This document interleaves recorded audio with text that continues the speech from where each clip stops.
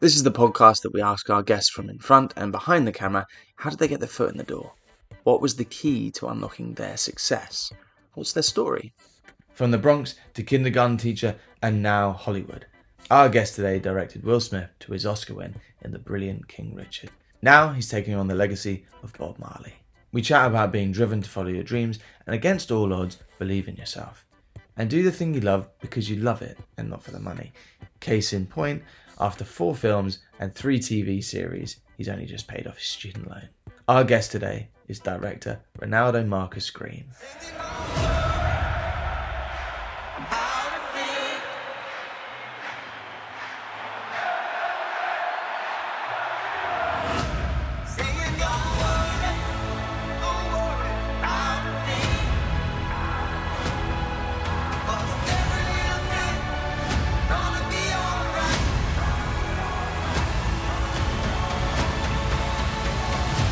Bob Marley, One Love.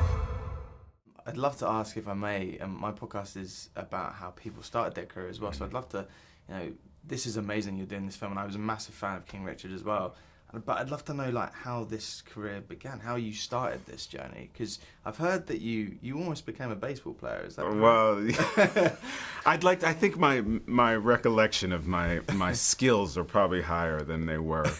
But yeah, I think in college there was a moment where I maybe I had a chance, and I had 2 major league tryouts for my favorite team, actually, the New York Mets, and I didn't make it, and so I just had to get a job like everybody else, and so I think my first career I was an elementary school teacher. I taught kindergarten through 5th grade for 2 years in New Jersey. And, at the time I had a girlfriend, and her father was working in Wall Street. And, we were getting pretty serious, and gave me an opportunity to kind of switch careers and move into that space. So I ended up working for AIG, insurance company. That relationship ended, but we remained friends. But I ended up on Wall Street and working in diversity and talent acquisition for a big company. But of course, the 2008 crisis hit, and what do? They cut the diversity part, as if we were the ones that brought down the entire global economy. But I remember I was given 30 days informal notice, which was unheard of at the time, actually. Usually you get your pink slip and you're out on Friday, with maybe a severance or maybe not. And in that 30 days, I asked everybody that I'd met in the 5 years that I was working there to, can I get a job? Can I get a job? And I wound up in product development. And I just thought, great, I have a job. I felt some security, but I wasn't I kind of wound up in a place that I was a little lost, Now I'm 24, 25 years old at this time, and thinking, what am I doing? What am I doing with my life? I somehow wound up in this space, and I have an older brother that's a filmmaker, and so I saw him go to NYU, and he's now traveling the world on his art. I thought, it's really cool what he's doing. It's really cool what he's doing, and so I thought, let me apply to film school and just see. Maybe we can become the Green Brothers. My brother would direct, and I would produce, and there we go. And so I applied to NYU, Tisch Graduate Film School, and I got in. So my focus was to produce films. And at that point, but it's a writing directing program. So you can produce, and I was producing for several of my classmates. But make a long story short, I also started to write and direct. And those short films started to have some success.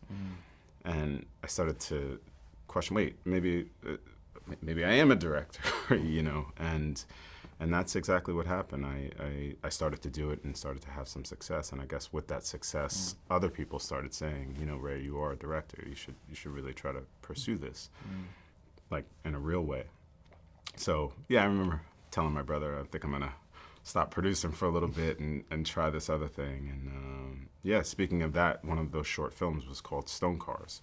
And that was one of the films that Ziggy Marley had seen. And it was one of the first things he referenced when I got this film. So it was interesting that my film school short was the thing that essentially got me the Bob Marley job. Not King Richard Oscar. It was that one. It was like, oh wait, the 14-minute short film that I shot in South Africa, because it was real. I shot it with no lights, no money, a skeleton crew. I think the whole short, maybe even the travel to South Africa, was less than $5,000. We all lived in one house, slept on floors, but there was something so pure about that filmmaking process. And I wanted to, I think Ziggy, when he saw that, I think he felt that. He felt the emotion of the short films and said, that's what I want in this film about my father. And so I knew we were aligned on doing something quite special, something different, something, that wasn't your traditional musical biopic. So yeah, that was kind of my journey into film. Obviously, I made my first feature, Monsters and Men, in 2017, premiered 2018 at Sundance. And from there, it's been kind of nonstop. Made a couple films, I think 4 feature films now, three television series, and yeah, no intention to stop anytime soon. You're doing all right, man. You're doing pretty well. Thank you. To go from, as you say, a low-budget short film, and now here you are promoting this movie, and you've done a movie about Bob Marley. Does that sink in? Is that kind of crazy? I mean, from my point of view, sitting here, I'm going, fair play. Like, do you ever sit back and think, wow, yeah, like amazing to have had these opportunities? And I mean, for sure, it's incredible to even think that I get to do this for a living. This is the closest thing to playing baseball. I get to, my teammates are my crew members. I feel like every film is an opportunity to win a championship, whatever that is, or a World Series. So it just feels like I'm an athlete, and I get to prepare like that. I get to go to, and when you love sports, you just play. There's no, I was the kid that you had to the lights would shut off at the baseball field and I'm still playing. I was just that kid, which is why I think I stay on the field so much. I don't like the feeling of too much quiet. I like to stay busy, I stay active. And some of my favorite filmmakers are the guys that are continually making films. Ridley Scott, Spike Lee, Scorsese, they're making a film a year, and it's about practice. And there's so many of the films that you don't know that they made, but we remember the great ones. And so it's just, they just never got off the field. And I just feel that same kind of energy for myself. Is I just want to keep playing. I don't know when the bottom's ever going to drop out, and I just, maybe it's imposter syndrome or whatever it is, but we certainly, I love what I do. I'm very passionate about it. Very passionate about this film. But if I'm on this, and this is how I am with my crew members and my cast members. You have me forever. This is not now. And a lot of my crew members get married or they fall in love. That's the type of energy that I try to bring to my sets, is that they should be best friends when they leave this process. This film lives forever. This is not just now. This is not timely. This is timeless. That's at least the goal. And it's not just in the film itself, but it's in the filmmaking process. You have to, you immediately become roommates with people, that you've just met. Like, hey, by the way, we're gonna live together, forever. And not everybody's gonna be best friends, but you certainly try to provide an environment of love and a caring space for people to do their best work. And I think so far, whether it was John David Washington in my first film, or Kelvin Harrison Jr., or Anthony Ramos, Will Smith, I've had these collaborative partnerships, and now Kingsley and Lashana, hopefully they'll be best friends forever, make 5 more movies together. So I'm really excited about what we've created here with Bob Marley, One Love. You just described that as what I love. It's part of being part of a family on set, and that kind of, just that camaraderie, and you're all kind of you're going for the same goal, aren't you? You're all working hard to try and create something beautiful. And with this film, I mean, you really have, it must be after, however long. How long did it take to shoot? Because, obviously the period of shooting it, and then you've got to do the edit. When you get to the end of it, are you sick of watching it a million times over, or are you still buzzing from the fact that you got to create this? I think that it's what's great about the filmmaking process, especially on a film of this size. There's so many different, the writing process was myself and a writer in a room for a year. Or he would write, send it to me, I'd write, send it to him. So you're alone, so that's quiet and lonely and hard and Not fun. It's fun when you do something right, but it's a lot of not fun. Is that process, when you're doing that, is that solely what you're doing? Are you completely focused on writing that one thing and then that's that year? Or do you is it one project at a time? Because you do feel like you're constantly working. You've got like... Yeah, I think I was lucky because Zach is a true writer. That's what he does. He's not a writer-director. And so I knew I had someone that could focus 100% of the time on the script. And for me, I'm a writer-director. So I feel like, unless I'm writing something specifically for myself, from scratch, it's a bit different. And so, yeah, I could let him run with a lot of this stuff and then come back to me and we can pass it off in a different way. So I could focus on a few other things at that time. And so, that's when you're doing a kind of collaboration in that way. And I needed that for this film. I knew that he was going to dive deep into the research and be able to kind of crack something structurally that's his strength. And so I knew that we had that ability together. And then, the filming process is massive. I mean, you've got all your department heads, you've got so many, departments in this. There was a lot of visual effects. So 250 people on set any given day, which is a lot, for a 4 or 5 month stretch. So it's a lot of people, a lot of questions, of course, but that's what the job is, right? And then in the edit, it's myself and an editor in a room, trapped again. It's kind of like this, isn't it? Like really, really. It's emotional. You're like you go from all of that. But I love the edit process because first of all, I love my editor Pamela Martin, who's incredible. She cut King Richard for me, but Little Miss Sunshine, The Fighter. We also brought on an editor, Nick Huey. So shout out to Nick. But yeah, just that process of sitting in the room with Pam for 10 weeks, 12 weeks, and looking at the film fresh, as if nothing we did before mattered, because it's only what you captured. It's only what you captured. It's not what you think you captured. And Pam's very quick to remind me of, no, this is what you have. Not this is what you think you have. And that process is really interesting because you go back into the writing process again. And I love the editing process because it's quiet and you can really be objective about those pieces. Okay, well now it's a fresh canvas again. We can do whatever we want. And I think you just have to go into it as a brand new day, every single day. You can't remember the pain of getting the scene. You can't remember the joy of getting the scene. None of that matters in the grand scheme of actually editing the film. You have to forget it all. You have to forget whether it was hard to make or you hated that day or whatever it was. You just have to have short-term memory because the footage is telling you what the movie's going to be. But I think, it's all the prep work that goes in. It's all the long hours with Robert Elswit and location scouting and spending. All of that prep work is what pays dividends in the edit. It's kind of like a marathon runner. I guess if you made it to the 26 mile or whatever it is, like it wasn't an accident. It was all the time that you had put in before. And so there's a reward certainly in that process. Even in your shortcomings. I mean, all you're constantly doing is looking at all your failures.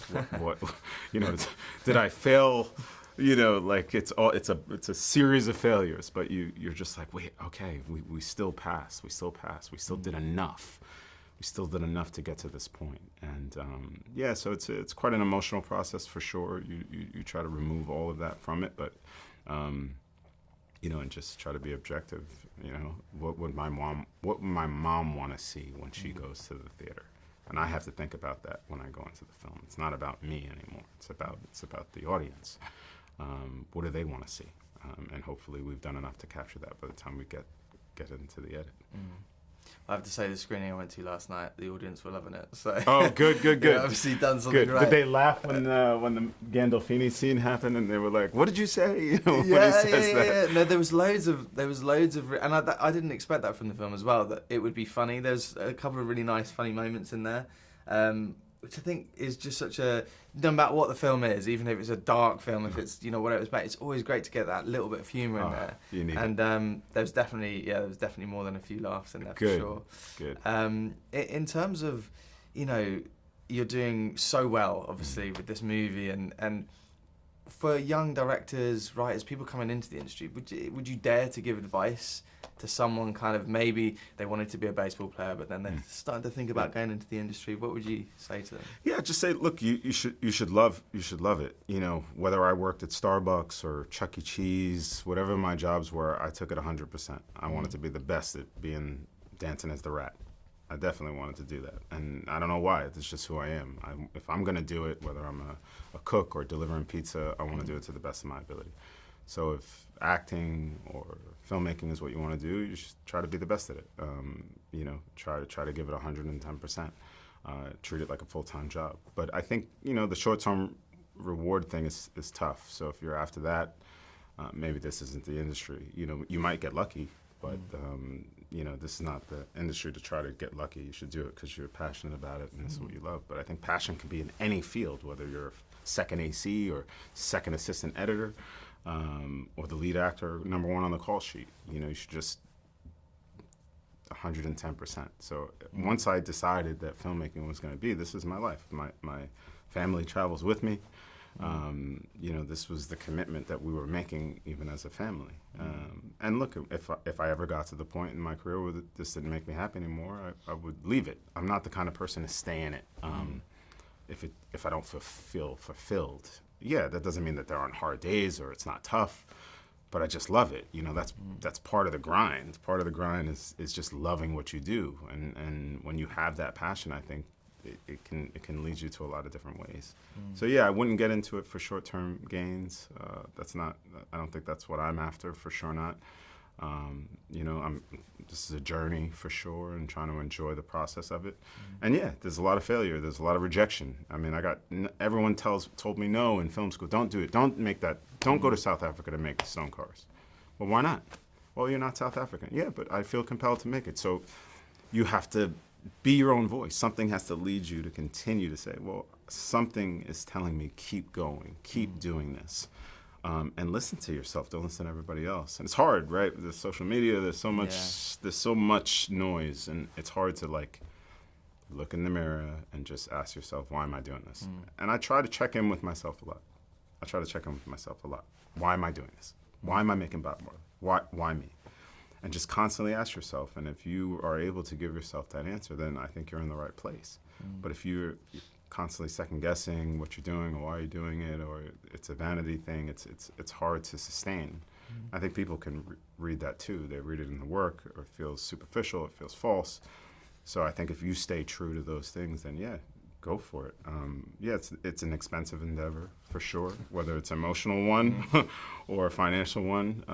You know, you're not going to get rich quick. It's just not that. It's not that thing. I mean, I was telling my publicist, BB Lerner, that, you know, I just paid off my student loan like a year ago. This is after four movies. So it's a grind. I'm not in it for that. I'm in it for, you know, so that my kids can know who Bob Marley is. And yeah, one day I'd like to buy a house. That'd be nice. But, you know, we'll get it in due time when the time is right. Thanks, man, for your honesty, because I feel like that's, like, so many people kind of presume it's all these are like just money and all these things, but the fact you've done so many amazing projects and you can be honest and say that, I mean, fair play, man. Yeah, that's mad. That blows my mind, to be honest. Well, maybe in the UK it's a little different, right? Because you guys don't have the loans that we have in the schools in the US. Yeah. But yeah, I think again, what are you after? What is it for? You know, if you love what you do, if you just want to be a great actor, then it's also like what level. I think the industry tells you where you're at. I don't know.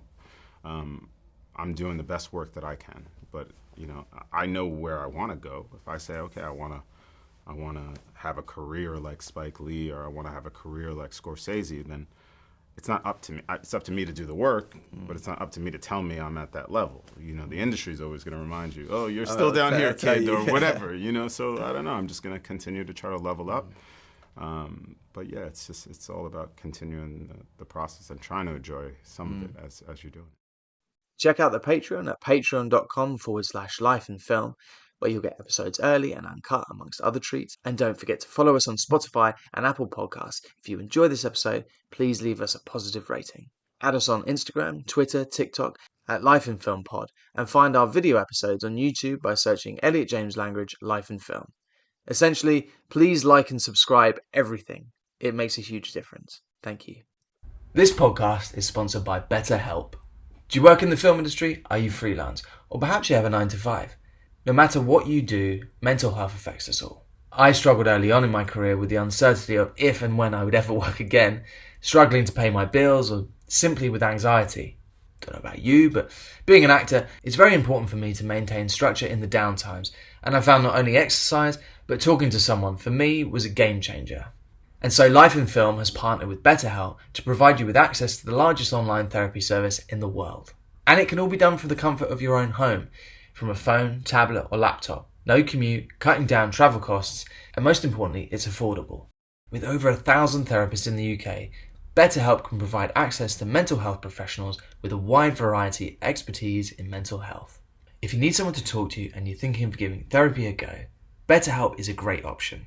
And being a listener of the podcast, you get 10% off. That's 10% off your first month at betterhelp.com/lifeinfilm. That's betterhelp.com/lifeinfilm. And back to the show. Bob, they try to kill you and your wife. And now you're choosing to return to Jamaica to play a peace concert? Don't you fear for your life? So we gonna walk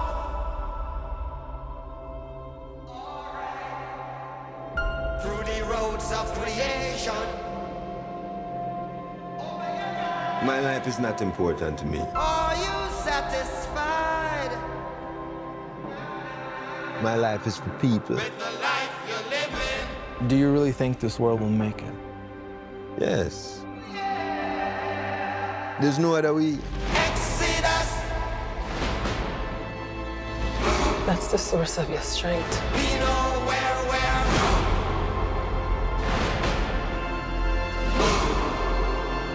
We'll leave in Babylon.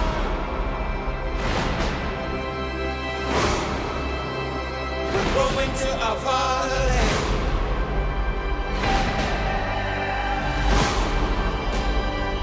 We know where we're going. We know where we're from. Open your eyes and look within.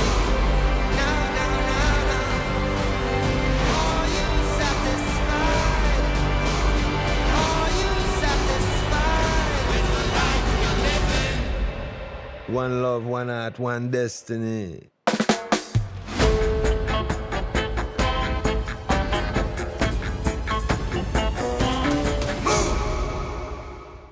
Really enjoyed the movie, and I had no sort of I know the music of Bob Marley obviously, but this was a real education. I really learnt a lot about his story and his journey. How did this, obviously you're credited as a writer and obviously the director, how did this project come about for you? Yeah, I was editing King Richard at the time, and I got the script in my inbox, and I said, a film about Bob Marley. I had to think it hadn't been done.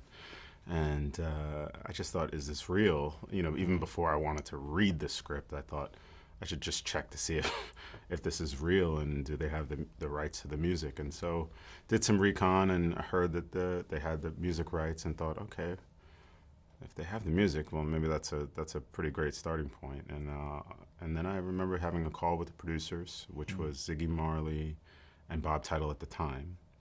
And so I said, okay, Ziggy Marley's on this call, this must be real. So the family was involved, and I thought it was super important for me. So I had the music, I had Ziggy, and said, okay, well, if I can bring on a writer and kind of, you know, shape this thing, then just maybe we might be able to make a film. And that's when the process really started for me at that point. Then obviously it took some time for the deals and all that other stuff to work out.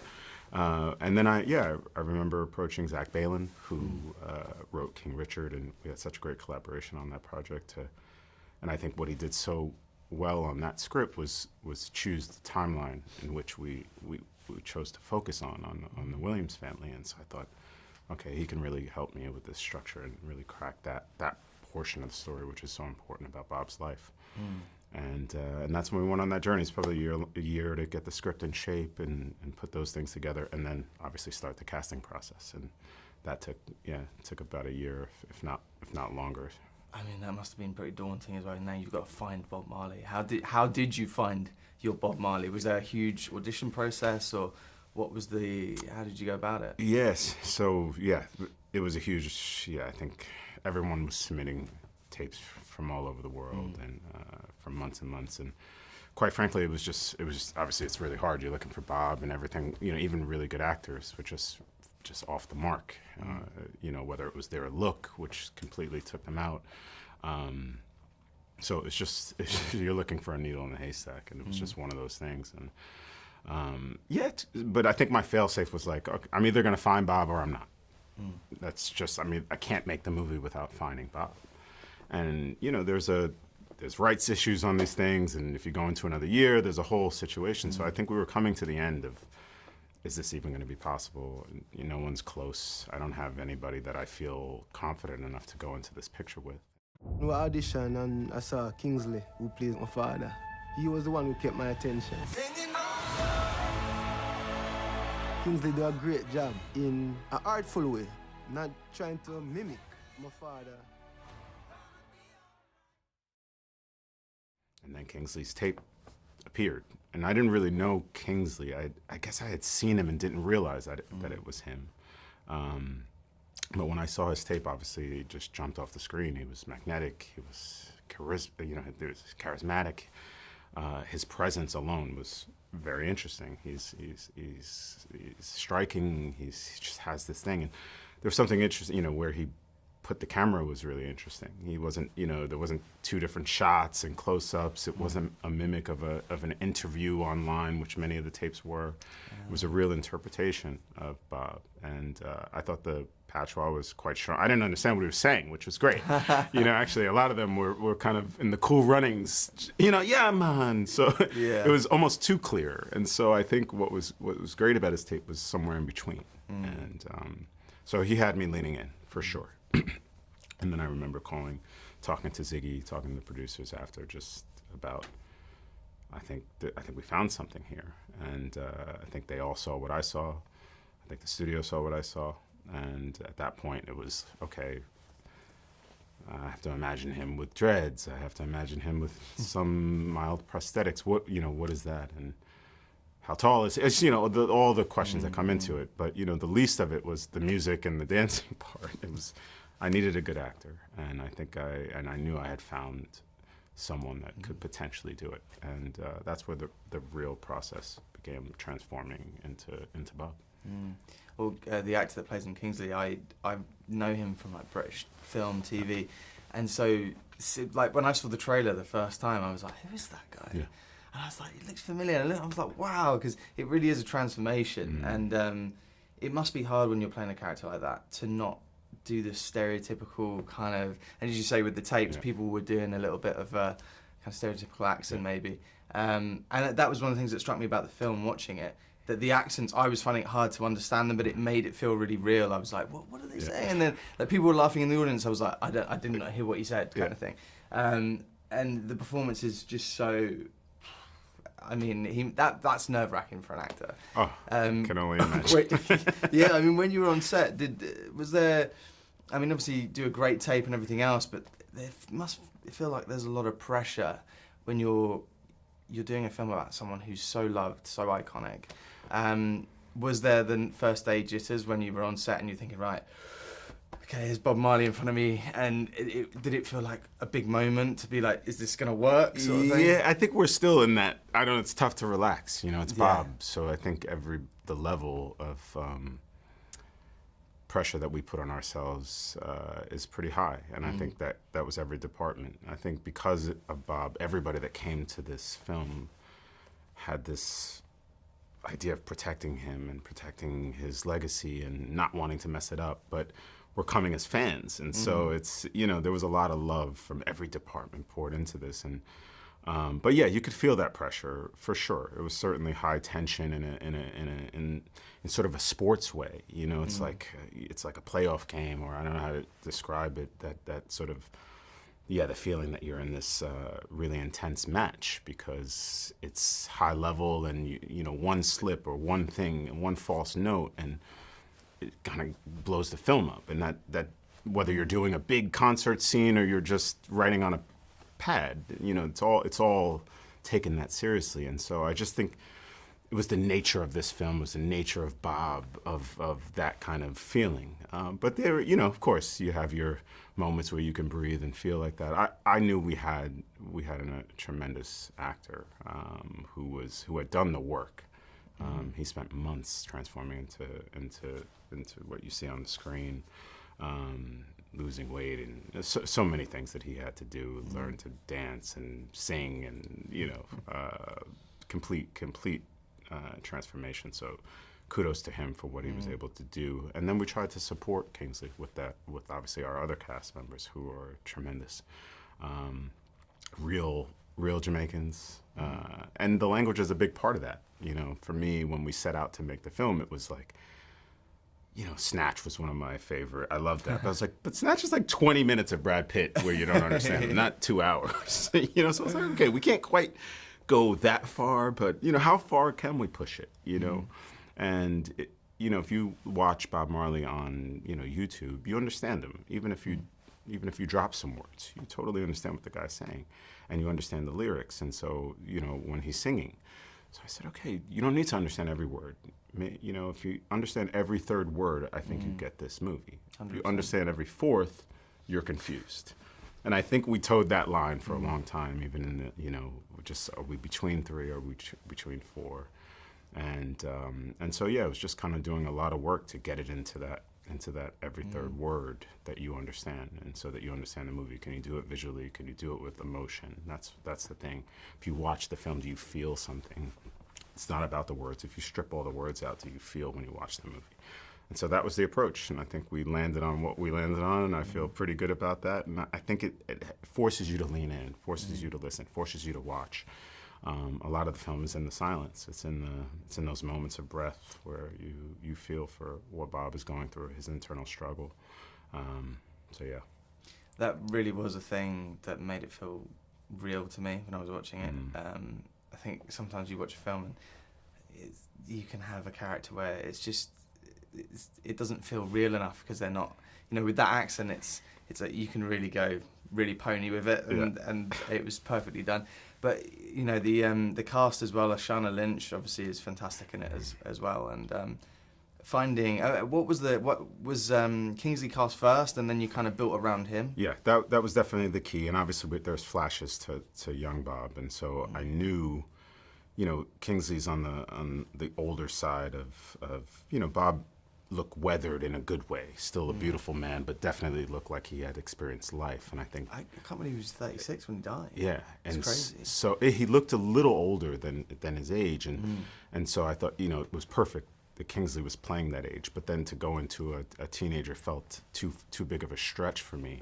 There was an innocence about that the young Bob. So I knew I needed to find 2 other Bobs to play in the film, and so we ended up finding Quan Enriquez. I can't mess up his last name, but Quan is fantastic, and finding him was a big part of it because he had this innocence, like a purity when you're 15, 16 years old, and then obviously the young Bob, the young boy. But yeah, finding the cast, I mean, was everything. I knew I wanted to put Kingsley in a situation where he was surrounded by real musicians, and we ended up finding real offspring to play in the film. So Family Man Barrett's son is playing Family Man in the film, which is incredible. Yeah. It's like, because he has all the stories from his father. He himself is a musician. He actually still plays with the Wailers, so he tours. And it was his first time acting, so it was great. Oh, wow. He was really playing his father and bringing his father to life. Junior Marvin, the same thing. Junior Marvin's son, played by David Kerr, is actually in the film. So it's incredible that Kingsley was surrounded by real musicians who actually played in the band, or their offspring played in the band. So that was, that was part of the mental math of, okay, how do we make a film that feels pure, feel real? Well, you have real musicians. Hector Roots Lewis is playing, he's a drummer, he's playing drums for us. And so something very organic about the casting process. Real Jamaicans playing real Jamaican parts, and you get the family aspect, so it feels very real. There's nothing that's false about that. And then Kingsley, who taught himself essentially how to play guitar and play like Bob's specific, which is very different. The way Bob strung the guitar is very different than the way other people. The way his fingers were very straight. So I know he spent hours trying to make sure that was correct. So yeah, it was really, really a very organic process in the casting. Lashana Lynch obviously came a bit more traditional, but what an amazing talent she is. She elevated every scene she was in. She really brought a lot of depth to that role. I think the role expanded from the moment she came onto the film, just because it's somebody fighting for fighting for the truth, fighting for what Rita Marley's story represented in our film. She really pushed us as a film to be better. And so, yeah, we had such talent in front of and behind the camera to bring this one to life. I was glad watching it, because sometimes when you watch a movie and you're like, that's not on location, that's like a green screen or whatever. It felt very. Did you go out and actually film it on location, and how much of it was shot abroad? Yeah, so we started the filming here in London, actually, and we had to build a lot of the locations because of, it's a period piece, and London's very busy.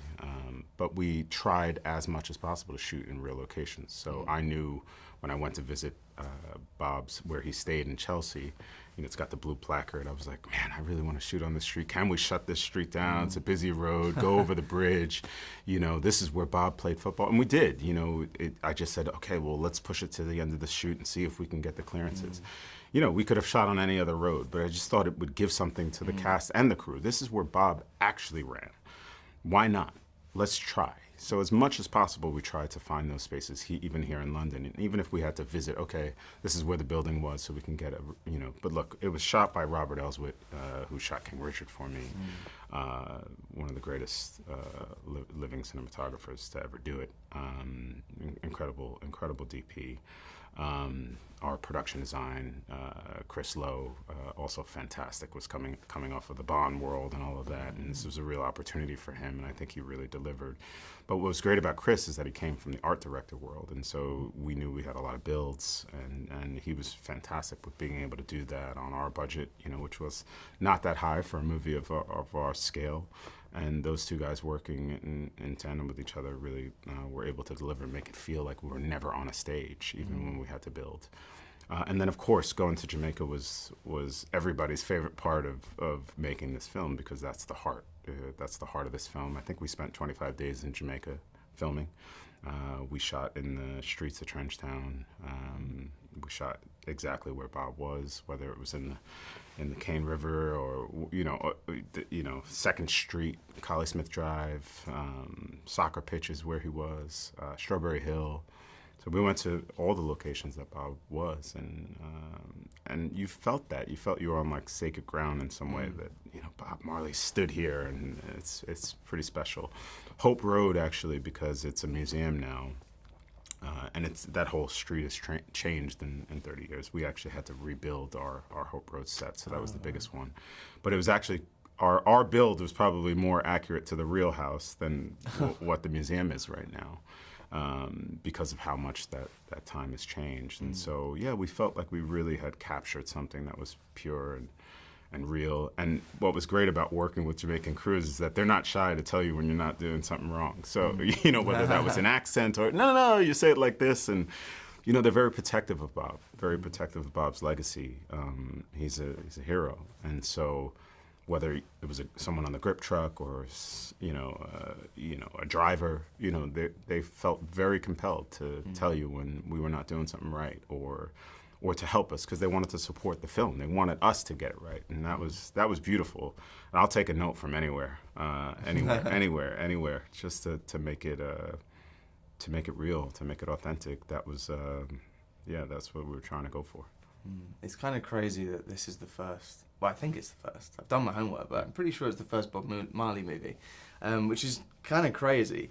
You know, when you've got Kingsley dressed up as Bob Marley on location, did that draw a crowd? Were there people watching on the streets? Kind of, it must have been a bit mad. For sure. Well, we were so big, you know, we had a big crew, and so I think we felt very protected. And there were moments here in London, for sure, where I think there was some paparazzi that got in and took some pictures and stuff. But no, we were very protected in the process of making it, and we really wanted to, you know, not let anything leak as much as possible, because, you know, it's important to try to protect the film as much as possible. So we were pretty good about that.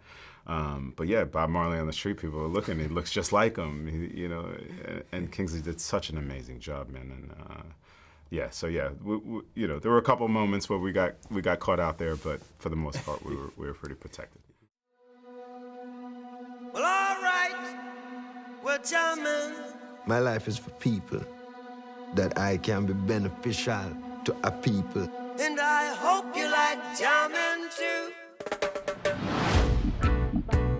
In Jamaica, with the support of the Jamaican people, we traveled Bob's journey. Being in the actual places where these things happen is very special. It would be an injustice to not have Jamaica's energy in this film. Just seated in Mount Zion. We shot up and down the streets of Trenchtown to add authenticity. Bob Marley, let him through. Going into Hope Road and seeing where he recorded just activates your imagination. I wanna jam it with you. We shot at Strawberry Hill, a location that played a huge role in Bob's life. And that's where Bob went, and we went too, after the shooting. We shot the big concert scenes here that actually took place here. We're creating something special to gift to a legend in his own country. I was there at the One Love concert. My father being my father, spread a message of love and unity. This is how we are, following in his footsteps. Every day in Jamaica was magic in that way.